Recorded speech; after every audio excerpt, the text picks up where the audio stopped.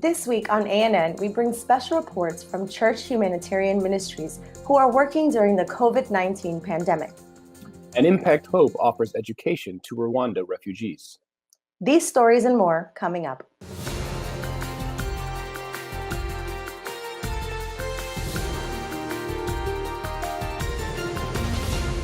Thank you so much for joining us this week. First in the news, this week people all over the world celebrate Christmas.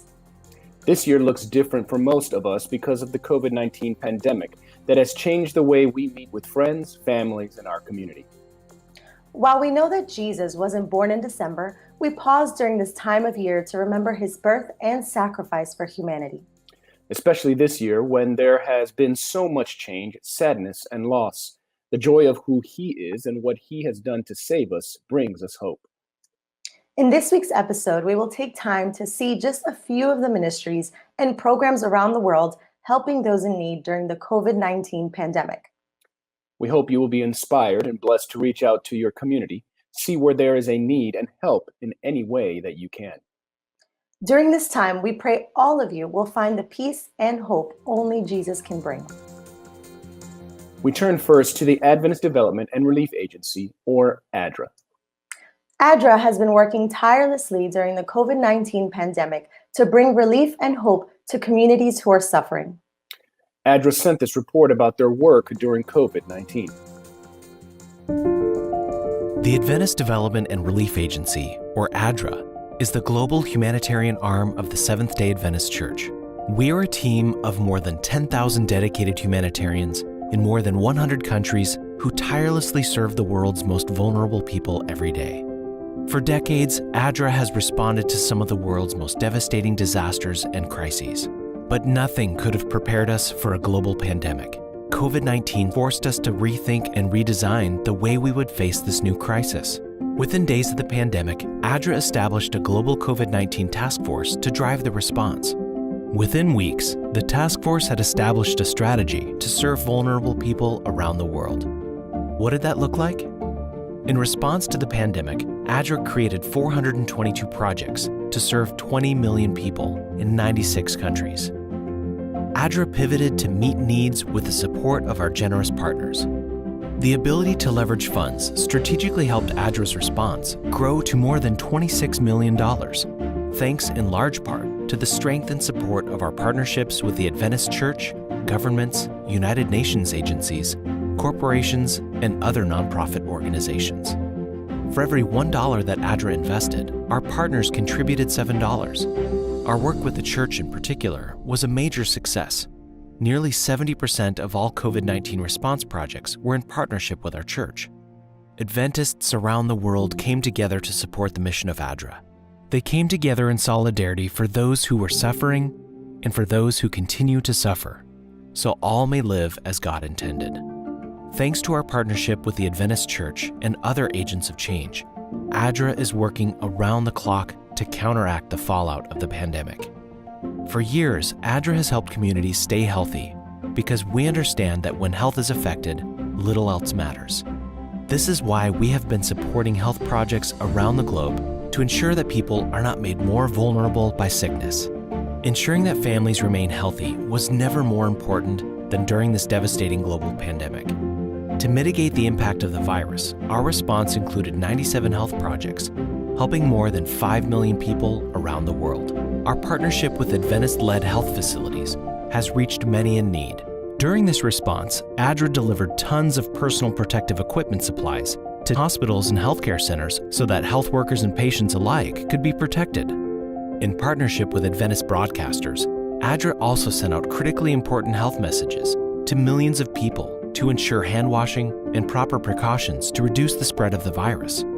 Adra also understands that water and sanitation are critical in times of need. During a health crisis, especially, proper sanitation does more than almost anything to stop the spread of the virus. And Adra has been hard at work to ensure people around the globe have access to hand washing stations, cleaning alcohol, and proper training of sanitation protocols. This year, our COVID task force has tailored 89 projects to address the needs of water and sanitation. More than 4 million people have accessed these projects.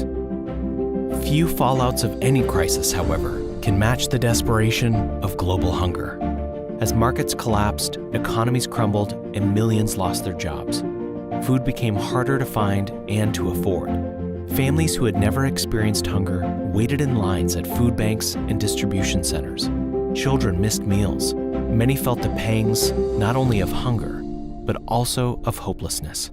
For these reasons, Adra spent $8.5 million to ensure that vulnerable families around the world would not go hungry.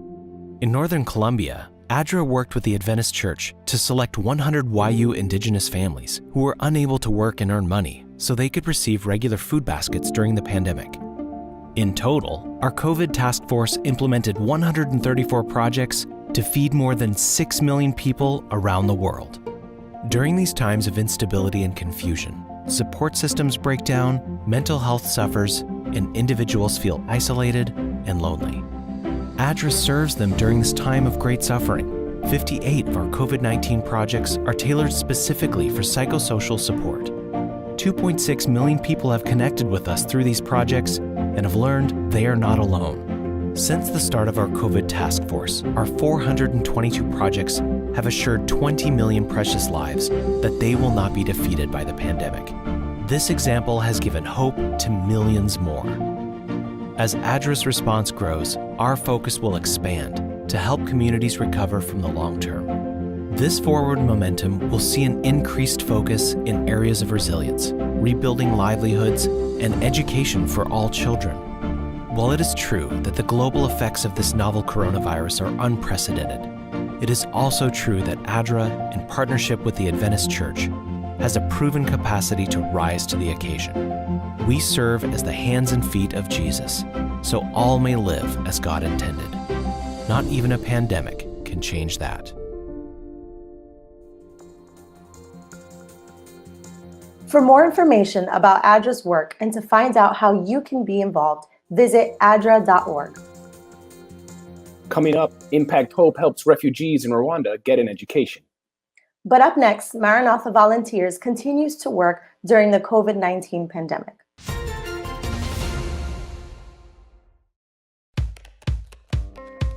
We may look, pray, read, think, worship, sing, and share differently, but we all look forward to the Sabbath. And we all look forward to the future when Jesus will come again. With this message in mind, we arrived at a core component for a new identity system, the creation grid, a simple 7-column structure for layout. The grid is a reference both to the prophetic timeline as well as to the creation week that culminated in the 7th-day Sabbath. The first 6 columns of the grid belong to the designer. It can be filled with anything: text, images, illustrations, patterns, and logos. But the 7th column, the Sabbath column, does not belong to them. It is meant to be different and special. Regardless of what or where you are designing, you can always find information to help you communicate that we are all Seventh-day Adventists. Hi, VL. How are you? Are you okay? Dear VL, I can't even remember how long we've been staying at home now because of this virus. For now, it's just nice to hear your voice and see your face. Nothing beats playing outside in the dirt though. Which reminds me, are your hands clean?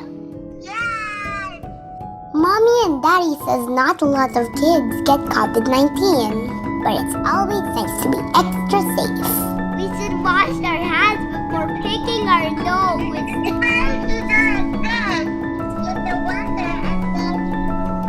Washing our hands protects us, but it also keeps us from spreading the virus in case we touch something dirty.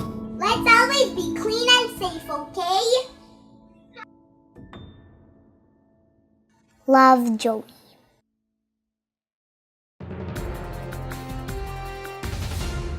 Welcome back.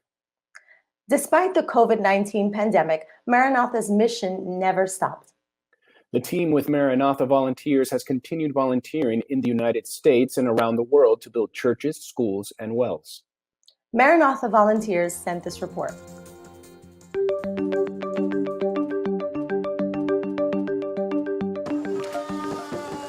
faith and flexibility have been key in overcoming many challenges in 2020. And Maranatha Volunteers International has been able to continue the mission to serve communities around the world through construction. While international mission trips were postponed for most of the year, Maranatha mobilized 11 teams throughout the United States, the majority of which took place after the start of the pandemic. From campus renovations to church construction, Maranatha worked carefully with local regulations for COVID-19 to implement projects in North America, including the Campfire Shed Project. Following a catastrophic wildfire that destroyed the community of Paradise, California, Maranatha partnered with the Paradise Seventh-day Adventist Church to build storage sheds for fire survivors. The first project was in 2019, and Maranatha followed up with 2 more sessions in 2020. In total, 780 volunteers constructed 452 sheds.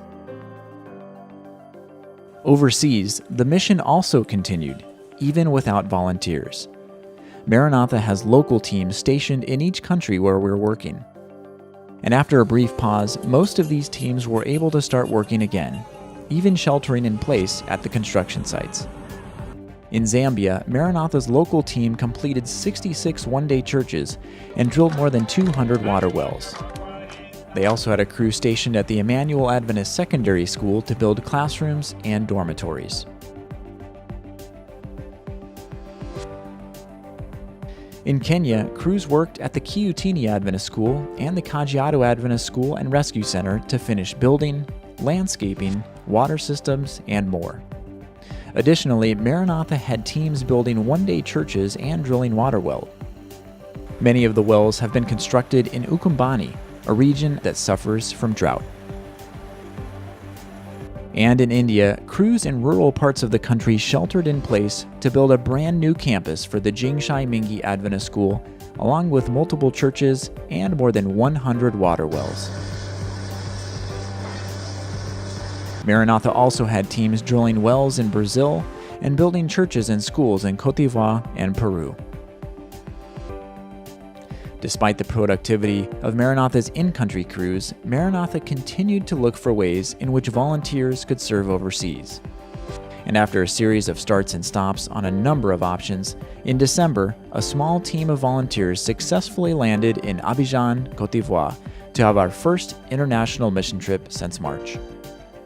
In 2021, Maranatha will keep pushing forward on projects by using local staff as the need for churches, schools, and water wells only continues to grow. And volunteer projects have also been scheduled in both the United States and overseas. As conditions keep changing, all projects will continually be assessed for safety before proceeding. No matter the situation of the world, the need is persistent, and communities around the world still need the help of Maranatha. The protocol for service has changed, but the mission is the same: to share the gospel through service. Learn more about Maranatha's mission and how you can help by going to maranatha.org. Each year, we try to give you an update on Impact Hope, an Adventist ministry that provides education to refugees in Rwanda. After hearing the full story of refugees still living in Rwanda due to the 100 bloody days of genocide in 1994, Hans and Mindy Thigason learned of information that hit close to home. The area of the DR Congo where persecution is the most rampant is a predominantly Christian area. So they worked closely alongside Adra, Rwanda to implement the Impact Hope program. Now, over 700 refugee students are enrolled in safe boarding schools, all because of the outpouring of support from you, who believe in making a lasting difference in this world. The Impact Hope Summer Trade Program is about creating a safe and spiritual environment for refugee students to learn the skills they need to achieve their goals. This program allows students to stay at an Adventist boarding school during their summer break and develop their skills in a specific trade. Impact Hope sent this report. The Impact Hope Summer Trade Program is about creating a safe and spiritual environment for refugee students to learn the skills they need to achieve their goals. My name is Alyssa Johnston, and I had the opportunity to visit the program that ASI helped fund. This program allows students to stay at an Adventist boarding school during their summer break and develop their skills in a specific trade. Maintenance students fixed the dorm showers and went into the surrounding village to help plan a new water system. They wired an electrical system and added plumbing for the new chicken farm. Hairdressing students learned cutting techniques, braiding, and how to color hair. They gave free haircuts to the village children. Sewing and tailoring students sewed shirts and backpacks. The students made gifts for the volunteers who helped with the training. Permaculture students planted a large garden at Roncari Adventist Secondary School so that students could enjoy fresh vegetables. They dug pits and buried water pots to improve the yield of vegetables grown. At Gateway Adventist School, students set up a farm stand and earned enough money to sponsor a refugee student of their own. Culinary students made bread, crepes, breakfast foods, and nutritionally dense meals for low cost. Students improved their English skills as they interacted with volunteers from the United States. The students grew spiritually. They learned new Bible verses and worship songs. They led music and created spiritual skits and expressed themselves through poetry. Thank you, ASI, for making this program possible. You can find out more about Impact Hope by visiting impact-hope.org. Coming up, Elizabeth Henry is here with This Week in Adventist History. But up next, Adventist Mission has a story of a man in India who answered God's call with, "I will go." Any idea what time it is? We really, really need our sleep. Are you from? No, we're not from the future, but we know you only pay attention to yourselves, so here we are. But how? We have no time for that. We have less than 30 seconds. Fact number 1. Adults need 7 hours of sound, restful sleep to keep their immune systems healthy and to fight viruses. And today, right now, is the single most important thing you can do to keep yourself healthy. What are you doing? We're just Googling if spicy foods cause hallucinations. Fact 2. Staring at your phone or your computer right before bed prevents sound sleep. And you'll be tired the next day. And nobody got time for that. Can we just go to bed, please?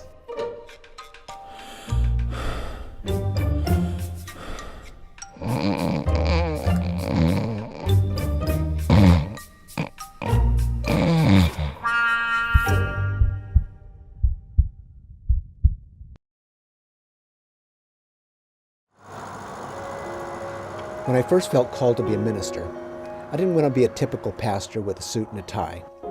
One of the things I appreciated most about Christ was his ability to defy convention. Once, when I moved away from a place where I was pastoring, one of my friends said, "We're going to miss you. You're so unusual." I take that as a compliment. I'm someone who likes a challenge. I love to test my limits. I've been running for more than 35 years, most days of the week.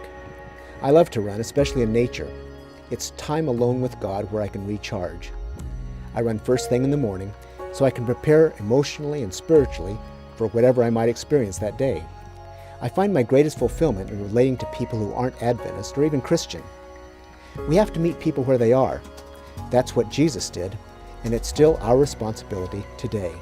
I have friends who are Christians and atheists, gay and straight, old and young, of all races and ethnicities. I'm a biker, a runner, and a pastor. I'm extremely blessed. My name is Stephen Chavez, and this is my whole life.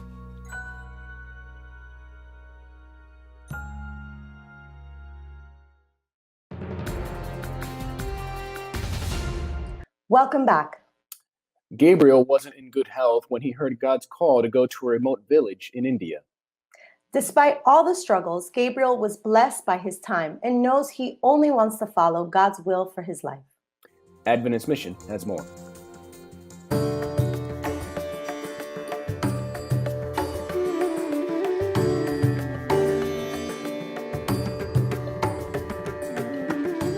Gabriel approached this remote Indian village for the first time. He didn't know what he was getting himself into, but he had heard a still, small voice impressing him to go. Gabriel had taken a year off school because of health issues, but a friend told him about a mountain village where people had never heard of Jesus. Even though his health was getting worse, Gabriel felt compelled to go. I told God, since you have sent me here, you have to make me alright. You have to take care of me. I'm completely focusing and depending on you, all my health issue. After arriving in the village, Gabriel rested and prayed for a week. Then he had to travel a long distance to see a doctor. A blood test revealed that his health had been restored. His prayer answered, Gabriel returned, ready to put all his energy into serving this community. But he quickly realized the challenges facing him. The high altitude made it cold. He had to hike to get water, and the villagers knew nothing about basic health principles. See, we see a child. The face is so dirty and he's playing with the mud, and here we see a lot of wounds. I don't know how I'm going to support him the medicine. He's feeling so cold. It is so cold here. Although Gabriel had permission from village leaders, many opposed his presence. But the children loved him. There was no school in the village, so Gabriel turned his home into a classroom. Here, now most of them, they are beginning to write. They're writing, they know how to write already ABCD, and also they know how to read. And now they are writing, some of them, 1 to 100, and also a spelling. It was very difficult for them to accept me, and it took almost 4 months to be friends with them. So when they finally accepted me as part of the villager, that makes me very, very happy. The villagers started inviting Gabriel to spend time with them. He is cutting Robinson banana. We're going to eat banana flour tonight. We're running out short of money and out of vegetable, so we are going to eat a banana. Soon, Gabriel was having conversations about health principles. Sometimes they even talked about faith. When they began to ask me, what did you have in your life that makes you so happy?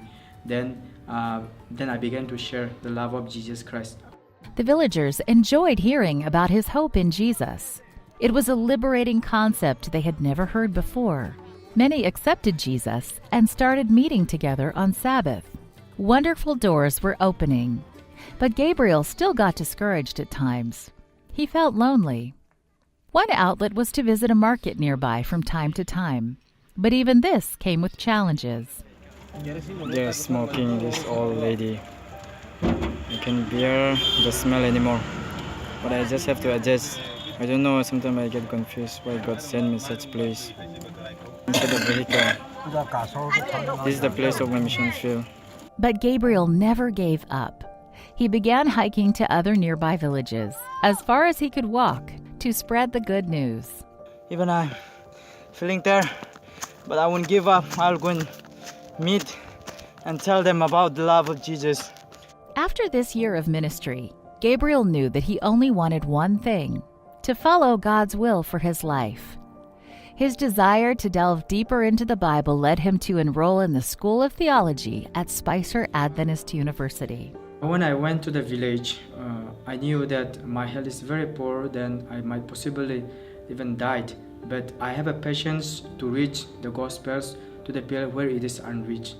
Today, Gabriel is happy to be studying at Spicer, a school dedicated to teaching and training students for a higher purpose. His dream is to become a full-time church planter. And thanks to a missionary family sponsoring his studies, that dream is set to become a reality.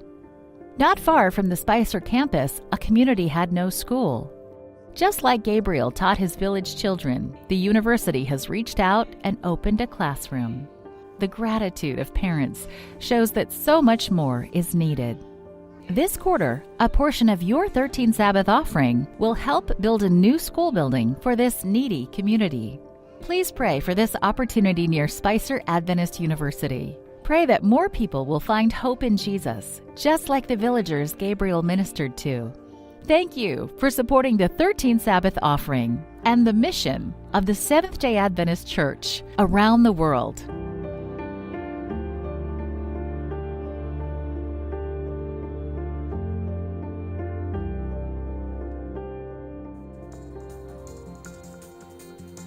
Watch this and other mission stories online by visiting adventistmission.org, then click on videos at the top.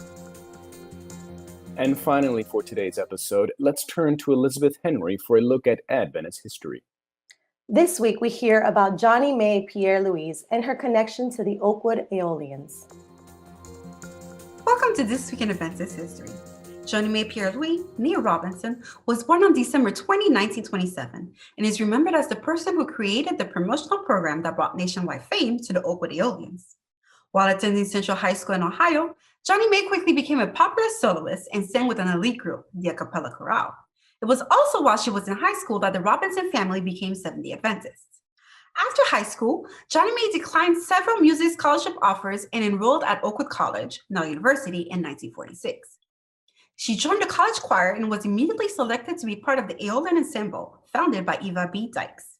Johnny May was one of the Aeolian soloists, served as a member of a female trio, and as one of two female vocalists, both of whom traveled with the male chorus on public relation tours. In 1948, Johnny May transferred to Emmanuel Mission College, now Andrews University, to complete a bachelor's degree in music and in French. In 1964, Johnny May finished her master's degree in music from Andrews University with emphasis in choral conducting and voice. In 1952, Johnny May married Sam Pierre-Louis and traveled with him to Haiti. In 1954, the Pierre-Louis family returned to Oakwood, and that same year, Johnny May began teaching full-time in the music department of Oakwood. In 1956, she was appointed to direct the college choir. While working with the college choir in the Aeolians, Johnny May organized many tours to cities close to Oakwood, as well as many different states, including a Western tour where they presented at Long Beach Convention Center for the Pacific Union Youth Congress. They sang at the 1965 World Fair in New York, were featured on NBC TV, and one Huntsville TV station recorded tapes of performances for rebroadcast during one Christmas season. To find out more about the life of Johnny May Pierre-Louis and other pioneers, please visit the Encyclopedia of Seventh-day Adventists online at encyclopedia.adventist.org.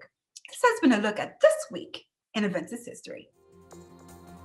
Thanks for watching ANN. Join us next week for more news from the headquarters of the Seventh-day Adventist Church. We'd love to hear from you. Send us your feedback and tell us how your church is making a difference in its community. Be sure to capture plenty of video footage and photos, then write up a summary of the event's important details, and feel free to send full video reports as well. You can reach us by sending an email to annvideo11@gmail.com. Before we say goodbye, here's some good news from the book of John, chapter 1, verses 1 through 5. The passage says, "In the beginning was the Word, and the Word was with God, and the Word was God. He was with God in the beginning. Through him all things were made. Without him nothing was made that has been made. In him was life, and that life was the light of all mankind. The light shines in the darkness, and the darkness has not overcome it." That's our program for this week. And remember, you can always visit adventist.news for daily news and videos. Until next time, God bless. Take care.